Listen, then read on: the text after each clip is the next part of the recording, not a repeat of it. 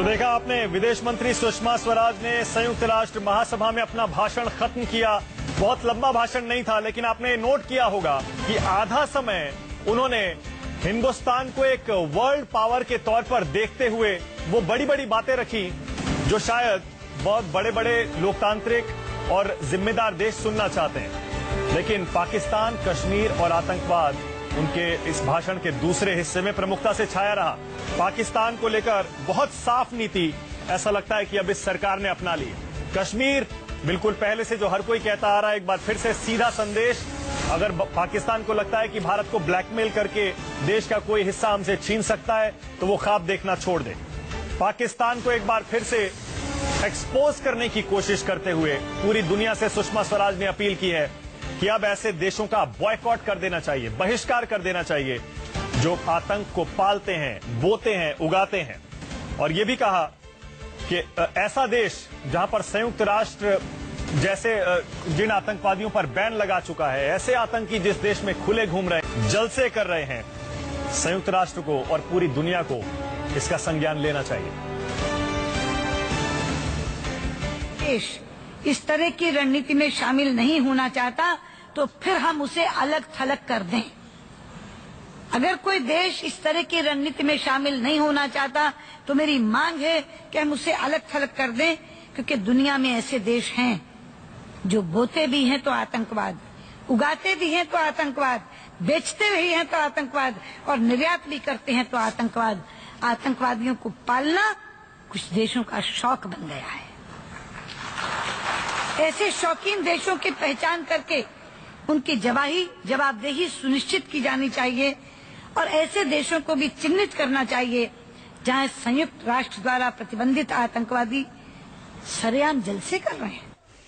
आमतौर पर आपने सुषमा स्वराज को हमेशा देश के अंदर गरजते हुए देखा होगा, लेकिन आज देखिए कितने सधे हुए शब्दों में उन्होंने पाकिस्तान को, माफ करिएगा इस शब्द के लिए, ऐसा लगता है अंतर्राष्ट्रीय मंच पर नंगा कर दिया है। शाहनवाज हुसैन, एक क्विक कमेंट आपसे, क्योंकि स्टूडियो में यहां जितने लोग बैठे हैं सब तारीफ कर रहे थे। शाहनवाज जी, आपके हिसाब से 10 में से 10 नंबर इस भाषण के लिए।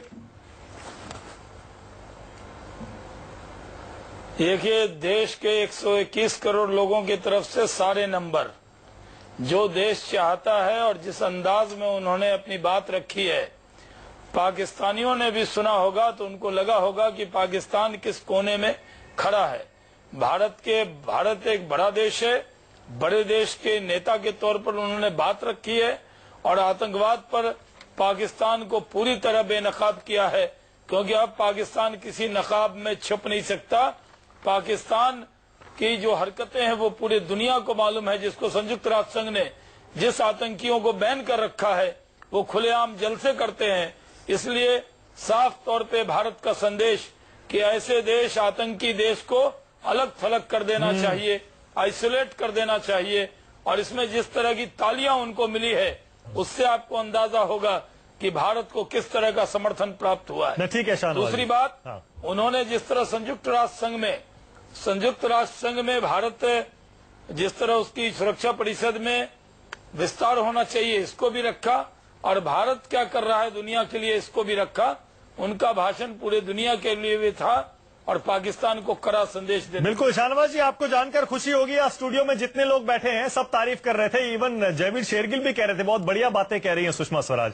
आमतौर पर टीवी डिबेट में सहमति होती नहीं है बीजेपी कांग्रेस प्रवक्ताओं के बीच, लेकिन आज तो बिल्कुल बिना पॉलिटिक्स के हम लोग बात कर रहे हैं। कर्नल थापर, एक शहीद के पिता के तौर पे, माफ करिएगा मैं बार बार उस बात का जिक्र कर रहा हूं क्योंकि उस बात का जिक्र करना जरूरी है। देश में इस समय गुस्सा है, उन 18 शहीदों के लिए भी गुस्सा है और अब तक जो हर शहीद इस धरती पर जन्मा है उसके लिए गुस्सा है। ये भाषण सुन के आपको थोड़ी तसल्ली मिलती है? बहुत तसल्ली मिलती है, क्योंकि बड़ी मुलायम भाषा में, सरल भाषा में, मुलायम भाषा में उन्होंने एक फौलादी मैसेज दे दी है। फौलादी मैसेज है, हिडन, और वो मेरे को कोई शक नहीं है कि पाकिस्तान के अंदर खासकर और आमतौर पर पूरे विश्व में एक अच्छा संदेश गया है और जाएगा, और उम्मीद करते हैं कि उसका कोई असर भी पड़ेगा। क्योंकि मैं ये भी, इनके इम्प्लाइड जो थे वो ये थे कि जो क्या कहते हैं 100 चोटें सोनार की, एक लोहार की वो आएगी। अगर आप नहीं अच्छा, समझे तो। अब आपने एक मुहावरा कहा है ना, तो सुषमा जी भी ने एक मुहावरे का इस्तेमाल किया था, जरा एक बार सुन लेते हैं पाकिस्तान को लेकर उन्होंने क्या कहा था, जरा सुनिए। ऐसे देशों की विश्व समुदाय में कोई जगह नहीं होनी चाहिए।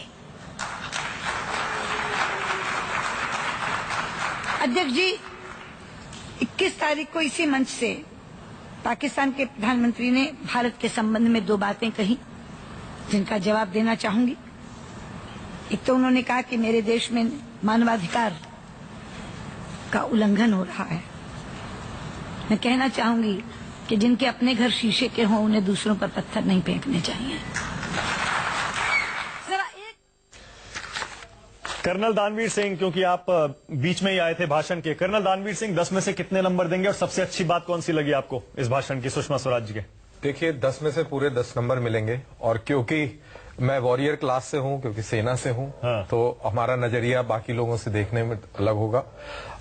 मैं इसको ये देखता हूं कि जो हमारा जो नेहरूवियन माइंडसेट था, जो 1948 से और आज तक था, वहां से आपने ब्रेक ऑफ किया है, इंक्लूडिंग वाजपेयी। वाजपेयी भी नेहरूवियन माइंडसेट के प्रिजनर थे। तो ये एक मेजर शिफ्ट है। हमने फर्स्ट टाइम कश्मीर के बारे में खुल के और बिल्कुल फौलादी तरीके से हमने उसके बारे में बात करी, और हमने पाकिस्तान के अंदर जाके पाकिस्तान की बात करी और बलूचिस्तान को हमने उजागर किया।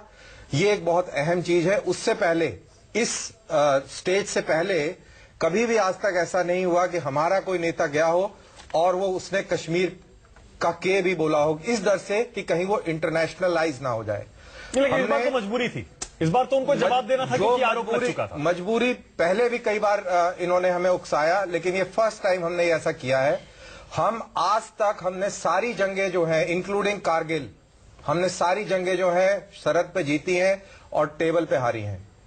आई होप आगे का जो अब आगे वाला जो दौर शुरू होने वाला है, आज के बाद से अगर कहें, तो शायद ये चीजें, पुरानी वाली जो चीजें हैं, ना दोहराई जाए। ठीक है। जयवीर शेरगिल, भाषण से पहले आप बहुत, मुझे लग रहा था बहुत पॉजिटिव आप थे, आपने अच्छी अच्छी बातें भी कही, ये होना चाहिए, ये होना चाहिए, वो सारी बातें थी इसमें?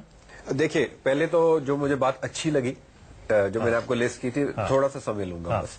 3-4 चीजें बहुत अच्छी लगी, और 2 चीजें मुझे जो लगता है नागरिक कांग्रेस की तरफ से, बाद में पहले नागरिक की तरफ उनको पहले अच्छी बोल दीजिए, रखनी चाहिए। पहले अच्छी बोल दीजिए। पहले तो एक पाकिस्तान को कड़ा संदेश दिया है कि कश्मीर की तरफ आंख भी उठा के मत देखिए, ये संदेश जरूरी था, दे दिया है। दूसरा, जो साहब ने पहले बात की कि पहले कभी ऐसे नहीं हुआ, अटल जी ने भी 11 दिसंबर 2001 में और मनमोहन सिंह जी ने भी 19 दिसंबर 2008 में बड़े कड़े शब्दों में पाकिस्तान को संदेश दिया था कि कश्मीर हमारा एक हिस्सा है और आप ना आइए। ठीक है। दूसरी बात जो मुझे उनकी अच्छी लगी, जो उन्होंने बलूचिस्तान की ह्यूमन राइट वायलेशंस के बारे, मुझे अच्छा लग रहा है सुन के कि कांग्रेस अब बलूचिस्तान वाली मोदी पॉलिसी को पूरी तरह से एंडोर्स कर रही है। अब आज पॉलिटिकल डिबेट, अच्छी बात है, पॉलिटिकल डिबेट अच्छी बात है, आप सपोर्ट कर रहे हैं, हम तो कह रहे हैं अच्छी बात। पर जो मोदी जी की पॉलिसी है, जब अटल जी भी थे, उसके बाद 2006 में मनमोहन सिंह जी की सरकार थी, बलूचिस्तान पे जो अट्रॉसिटीज होती थी हर सरकार में, एनडीए और कांग्रेस। अब जो बात मैं चाहता हूं उन्हें कहनी चाहिए थी, उन्होंने एक शब्द का इस्तेमाल किया, ऐसे देशों की पहचान करके उनको अलग तलग कर देना चाहिए जो आतंक और आतंकवादियों को शरण देते हैं। मुझे लगता है पानी सर से ऊपर निकल गया था। पाकिस्तान, नवाज शरीफ ने अपने हर बयान पे हिंदुस्तान पे नाम लेके सीधा सीधा आरोप लगाया। सुषमा जी को इस मंच से कहना चाहिए था, ये पाकिस्तान यही मुल्क है जो आतंकवादियों को शरण भी देता है, पैदा भी करता है, और हमें इसको एक टेरर स्टेट का लेबल लगाना चाहिए।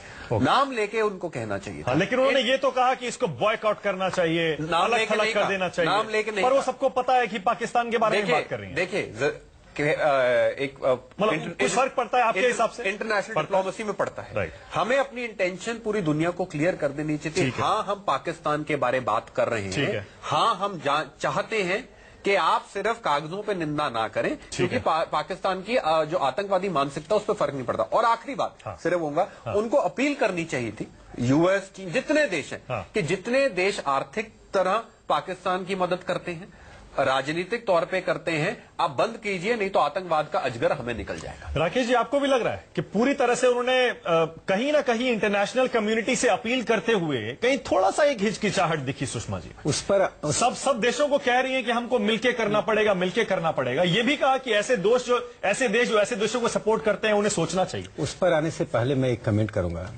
कि पहली बार तो मैं नहीं कहूंगा, लेकिन कुछ रेयर ऐसे भाषण हैं जिसके दौरान संयुक्त राष्ट्र की उपयोगिता, रचनात्मकता, उसकी महत्ता, उसकी वैधानिकता को महत्व दिया गया और उसको महत्व देते हुए क्या क्या उसके अंतर्गत संयुक्त राष्ट्र ने कहा और भारत ने काम किया, क्या नहीं किया, ये एक बहुत बड़ी बात है। एक दूसरी बात, बड़े सटल तरीके से भारत ने आतंकवाद और पाकिस्तान को पर्याय बना दिया। जैसे कहा कि आपने भी कहा शेरगिल साहब को जब आप इंटरव्यू किए इनकी बात पर कि बिना जब वो आतंकवाद बोल रही थी तो सबके दिमाग में पाकिस्तान था।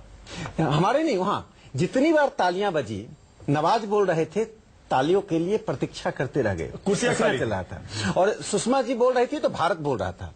और भारत के प्रधानमंत्री ने एक महत्वपूर्ण बात कही कि हम गरीबी के खिलाफ लड़ना चाहते हैं और संयुक्त राष्ट्र में ये मैसेज गया, आज पूरे विश्व समुदाय को गया कि भारत पाकिस्तान नहीं है, उस लेवल पर जाकर नहीं करता। हमको युद्ध करना होगा तो हम संयुक्त राष्ट्र के मंच से नहीं करेंगे, हम करेंगे। प्रधानमंत्री ने कहा पानी और खून साथ नहीं बहता है, ये बात संयुक्त राष्ट्र के मंच पर कहना ओछापन होता। यही कह रहा हूं। एम्बेसडर साहब, ये बताइए मुझे, शुरू के 9 मिनट सुषमा स्वराज ने अपने भाषण में क्या कहा? गरीबी, शांति, clean India, gender equality, make in India, Jan Dhan Yojana, digital India, jobs, economy, सारे जो इंसानों के लिए बेसिक इश्यूज होते हैं और पूरी दुनिया में सेम इश्यूज हैं, उसका जिक्र किया।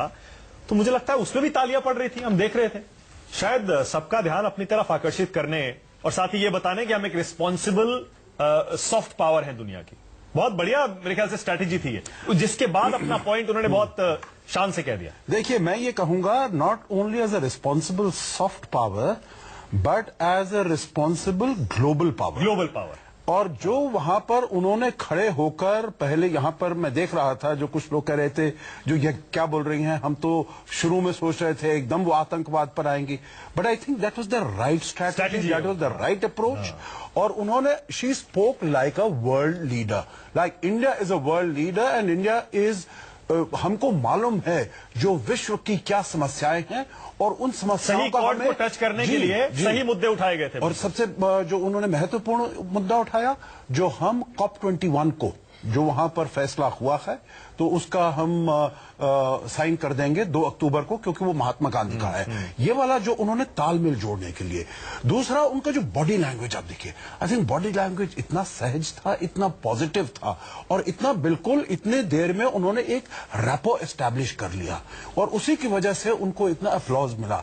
आप नवाज शरीफ के समय देखिए, एक भारी अप्लॉज नहीं मिला और यहां पर नेचुरल स्पॉन्टेनियस अप्लॉज उनको मिलते गए। और फिर उसके बाद उन्होंने पाकिस्तान का कहा। मेरे विचार से जो इन्होंने कहा है, एक तरीका हो सकता है वो सोचने का, परंतु उन्होंने ये भी दुनिया को बता दिया है जो हम, भारत बड़ा देश है और वो पाकिस्तान के स्तर पर और पाकिस्तान की सतह तक नहीं उतरेगा। तो इसीलिए इनडायरेक्टली परंतु पूरी दुनिया को यह संदेश चला गया है, जो आपके यहाँ, जो पाकिस्तान के यहाँ जो ये जलसे करते हैं और चंदा इकट्ठा करते हैं, फंड्स इकट्ठा करते हैं, हालांकि वो प्रोस्क्राइब्ड हैं, बैंड हैं टेररिस्ट यूनाइटेड नेशंस, फिर भी उनके विरुद्ध कोई भी एक्शन, तो उन्होंने सारे उठाए। हम यही सोच रहे हैं कि इस स्पीच को तैयार करने में विदेश मंत्रालय के जितने भी अधिकारी हैं, जितने भी डिप्लोमेट्स हैं, ब्यूरोक्रेट्स हैं, कितनी मेहनत उन्होंने की होगी, कितनी रातों उन्होंने काम किया होगा पिछले कुछ दिनों में ही, नवाज शरीफ की स्पीच के बाद खास तौर से। राकेश जी, देखिए, मैंने कहा कि पाकिस्तान ने एक स्तरहीन स्पीच दिया। उनके भी देश में कुछ अखबारों ने उनके स्पीच की एडिटोरियल में बहुत प्रशंसा नहीं की कि भारत केंद्रित होना उनके लिए, सिर्फ भारत केंद्रित थे। ऐसा लगा कि वो वहीं से जंग शुरू करने वाले। भारत ने संयुक्त राष्ट्र संघ के मंच की, उन्होंने कहा पवित्र मंच है। जब उन्होंने पवित्र मंच कहा तो उसकी पवित्रता बनाए रखी और उन्होंने यह भी कहा कि यह मंच बना रहना चाहिए। अर्थात संयुक्त राष्ट्र का निर्माण ही, इसको लीग ऑफ नेशन हम नहीं बना दें। आखिर लीग ऑफ नेशन की वैधानिकता हमने समाप्त कर ली से द्वितीय विश्व युद्ध हुआ। अरे, कांग्रेस के प्रवक्ता साफ पूछ रहे हैं, ठीक है लच्छेदार भाषण सब ठीक है, दुनिया पहले से सारी बातें जानती है, लेकिन ये बताइए मोदी जी करेंगे क्या? शाहनवाज जी कुछ कहना चाहेंगे? शाहनवाज जी, मोदी जी करेंगे क्या? देखिए बहुत गैर जिम्मेदाराना बयान है कांग्रेस का। आज पूरे देश की तरफ से सुषमा जी वहां बोली हैं और कांग्रेस उसको लच्छेदार भाषण बता रही है और इसी तरह का भाषण, इसी तरह की भाषा कांग्रेस ने इनकी स्पीच से पहले बोली थी। ये पहली बार नहीं बोला है, ये रिपीट किया है मनीष तिवारी ने। तो इस तरह की भाषा बोलना देश इनको कभी माफ करने वाला नहीं है। आज उस संयुक्त राष्ट्र के मंच से जो शब्द कहना चाहिए, जिस तरह कहना चाहिए, जिस डिप्लोमेसी के साथ बातचीत करनी चाहिए, जिस बड़प्पन के साथ उसकी पवित्रता बचाए रखते हुए जो बात कहनी चाहिए और पूरी दुनिया के देशों को साथ लेने की बात करनी चाहिए, वो सुषमा स्वराज जी ने कहा है। अगर उसके बाद भी कांग्रेस किंतु परंतु उस पर लगाना चाहती है तो यही वजह है कि देश के लोग कांग्रेस से इस मुद्दे पर सवाल करते हैं कि आखिर आपके बयानों का फायदा पाकिस्तान क्यों उठाता है। ठीक है शाहनवाज जी, एक छोटा सा कमेंट कर्नल आपसे और आपसे पहले आपसे कर्नल साहब, आपको क्या लग रहा है देश में? ठीक है, आप कह रहे हैं एज अ फौजी और एज अ शहीद के एक पिता के तौर पे आपको बड़ा अच्छा लगा है भाषण, लेकिन देश में कुछ मैसेज गया होगा इससे अच्छा, आपको लग रहा है? नहीं, मेरे ख्याल से बड़ा अच्छा, क्योंकि देश में गुस्सा बहुत है। मैं इसलिए कह रहा हूं, मैं आम लोगों का सवाल इसलिए पूछ रहा हूं, कांग्रेस भी इसीलिए ये सवाल पूछ रही है कि एक्शन बताइए जो आप पहले कहते थे। मैं समझ रहा हूं कि ये कोई फोरम नहीं है जहां पे हम बताएं कि हम क्या करने वाले हैं, या हम कोई फौजी कार्रवाई करने वाले हैं, या हम इकोनॉमिक कार्रवाई करने वाले हैं। हम कार्रवाई करेंगे, ये संदेश चला गया। उनको अलग ढलग करने का जो हमारा मंसूबा है वो उन्होंने अनाउंस कर दिया है। तो और क्या चाहिए? जहां तक कांग्रेस का सवाल है, मैं समझता हूं ये टिप्पणी मजबूरी से उनको करनी पड़ती है। अभी कांग्रेस के एक प्रवक्ता ने इतनी अच्छी बात कही, मनीष तिवारी का आपने काउंटर नैरेटिव देख लिया, इसलिए कंफ्यूजन है क्या? इसमें कंफ्यूजन नहीं है। कांग्रेस असल में अराजकता के दौर से गुजर रही है। संगठन का एक छोटी सी बात कहूंगा। देखिए, किसी मंच पर विश्व समुदाय के सामने सबसे महत्वपूर्ण चीज होता है कि उसका कॉन्फिडेंस लेना। क्योंकि जो आप एक्शन लेने जा रहे हैं उसके लिए यदि आपने कॉन्फिडेंस नहीं लिया और आपने ओछी भाषा में बात की तो आप कॉन्फिडेंस लूज करेंगे। अगर नवाज उस दिन भी कहते कि मैं छोटा देश हूं, मेरी स्थिति ऐसी है, शायद वो भारत से स्पीच लिखवा लेते हैं। अगर उनकी ऐसी समस्या है इंटेलेक्चुअली बैंकरप्ट पाकिस्तान, तो मैं कहता हूं पाकिस्तान इंटेलेक्चुअली मेंटली बैंकरप्ट हो चुका है। भारत उस बैंकरप्ट का नहीं। जब टेररिज्म अगर आपकी स्टेट पॉलिसी है तो आपकी डिप्लोमेटिक टर्म्स में जो शब्द आप इस्तेमाल कर सकते हैं वो बहुत कम हो जाते हैं। एनीवे, कर्नल आपसे और एम्बेसडर आपसे, पहले कर्नल आपसे क्या लग रहा है आपको आज क्या वो स्टेज हिंदुस्तान ने एक बना दिया है कि दुनिया अगर इंडो पाकिस्तान में टेंशन बढ़ता है, हम नहीं कह रहे बढ़ेगा, अगर बढ़ता है तो पूरी दुनिया हिंदुस्तान के साथ खड़ी दिखाई देगी? देखिए, जो मेरा अंडरस्टैंडिंग और मेरा परसेप्शन जो डेवलप हुआ है after listening to Sushma Swaraj, उसमें एक बहुत ही कॉन्फिडेंस जनरेट हुआ है। और अगर मेरे जैसे आदमी में कोई कॉन्फिडेंस हुआ है तो आई एम श्योर कई लोगों को इसमें काफी कॉन्फिडेंस, सरकार को पता है कि हम क्या करें। हाँ, और जिस तरीके से सुषमा स्वराज ने कश्मीर के बारे में बोला और पाकिस्तान को उससे एसोसिएट किया, वो काफी उसके अंदर एक काफी एग्रेशन था, उसके अंदर काफी मजबूती थी। एग्रेशन में not be the right word, but काफी मजबूती थी और काफी स्ट्रेंथ थी उसमें। सुषमा स्वराज अपोलोजेटिक नहीं लग रही थी, डिफेंसिव नहीं लग रही थी, जो शायद पहले कभी जब यूज हुआ हो कश्मीर का रेफरेंस तो उसमें शायद ऐसा हुआ हो, लेकिन इस बार वो नहीं था। काफी स्ट्रेंथ थी उसमें।